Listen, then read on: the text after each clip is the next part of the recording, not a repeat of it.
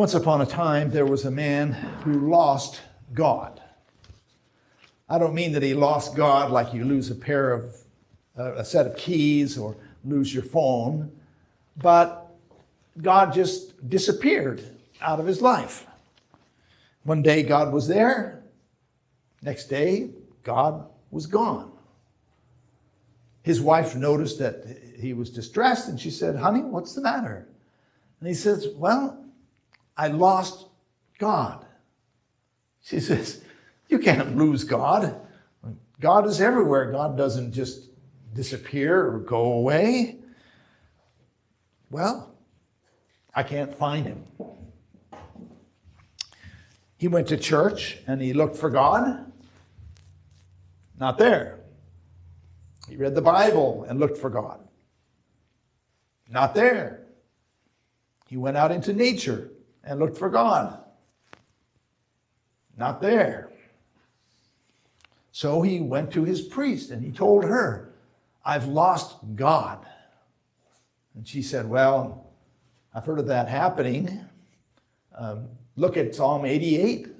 The psalmist in that psalm says he's lost God." So she wasn't any help to him. And this went on for some time until the man recalled a memory of when he was a little boy in a big department store in the city with his mother. And somehow he wandered off and got lost.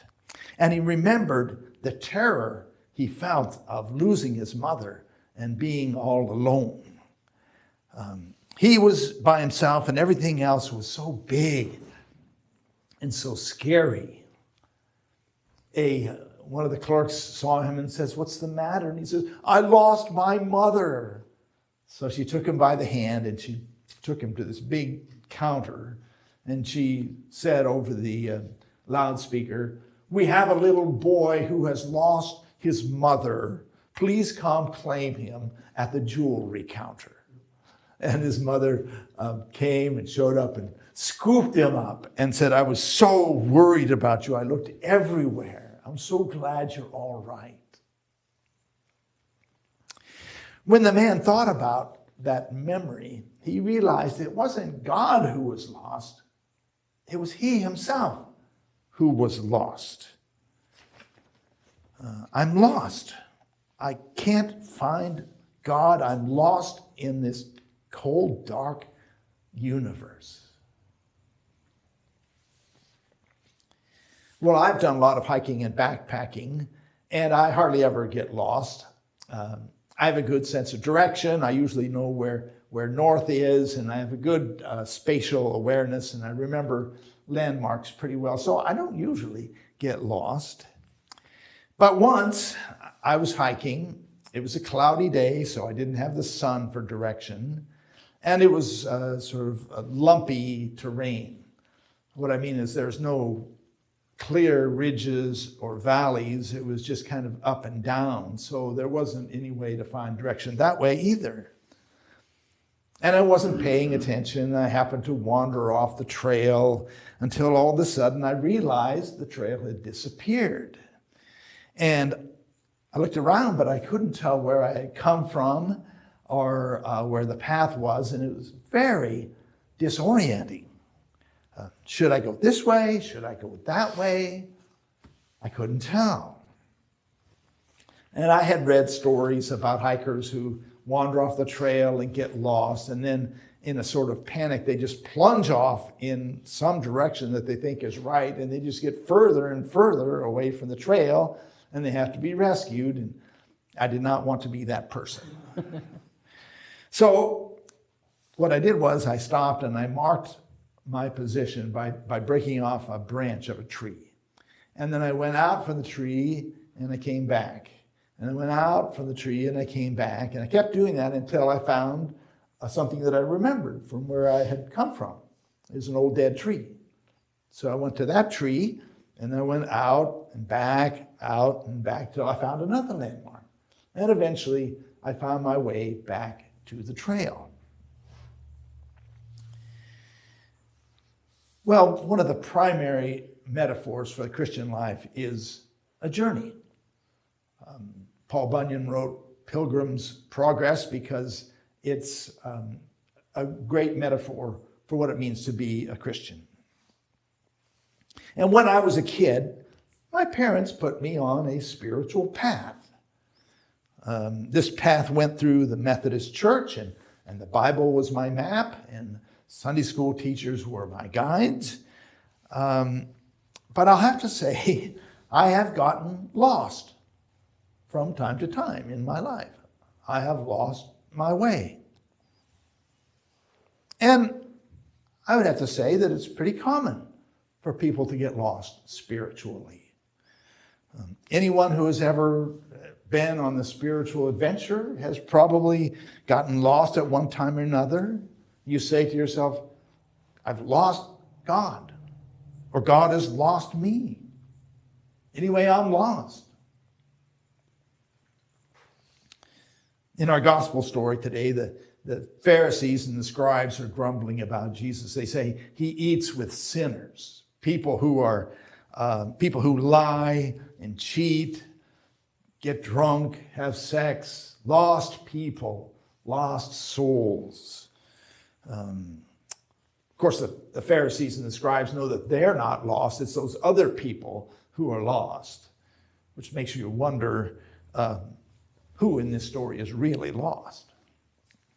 But Jesus tells them a parable. He says, which one of you, having 100 sheep and losing one, does not leave the 99 and go out and search for the one sheep that is lost? And when he finds it, he brings it home on his shoulders, and he calls his neighbors and he says, rejoice with me, for I have found my sheep that was lost. Well, to go back to the man I was telling you about who lost God, he got sick and he had to go to the hospital. They removed his gallbladder and he was in the hospital room recovering when a woman came into the room. She said, I'm the hospital chaplain. I just wanted to see if you want to talk. I'm Jewish, but I minister to people of all faiths or no faith. And he said, well, I'm a Christian, but I've lost God. Or God has lost me, I'm not sure which. And she said, well, tell me how you lost God. And so he told her a story about losing God. And she said, well, you're a Christian and I'm Jewish, but we both have the Psalms. So why don't we say together the 23rd Psalm? And he knew it from childhood. The Lord is my shepherd, I shall not want. He maketh me lie down in green pastures. He leadeth me beside the still water. He restoreth my soul. And after she left, he lay in his hospital bed and he thought about that. And when he got back home, his wife said to him, why don't you go to church with me on Sunday? And he said, I already tried that, and it didn't work. I told you I lost God. She said, but wouldn't it make sense to go back to the last place you saw him and start there? So he went back. And one of the hymns that morning was the hymn, Come Thou Fount of Every Blessing. It's one of those old classic 19th century hymns. And he sang the words, Jesus sought me like a stranger, wandering from the fold of God. He, to rescue me from danger, interposed his precious blood. Excuse me. And he brushed away his tears, hoping his wife wouldn't see. And when he came forward to receive the bread of communion, somehow he knew he was found. He was a child of God again. He was at God's table, and he was home at last. Sometimes we get lost, it's true. We get off the path, and we lose our way. But I believe God never gives up on us. God searches us out and finds us, and he will bring us home rejoicing.